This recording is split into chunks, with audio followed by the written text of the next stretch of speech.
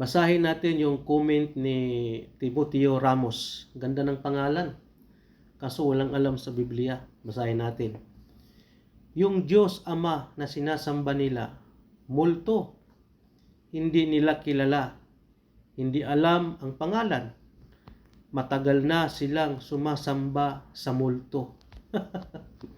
Porkit ba ang Diyos namin ay espiritu ang kalagayan? Multo na.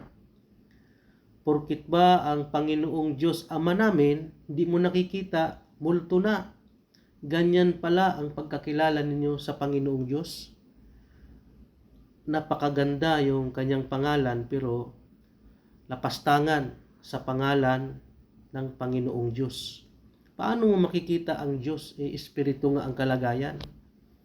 Kaya nga kami sumasamba sa espiritu at katotohanan. Yan ang isa sa pinakamaganda.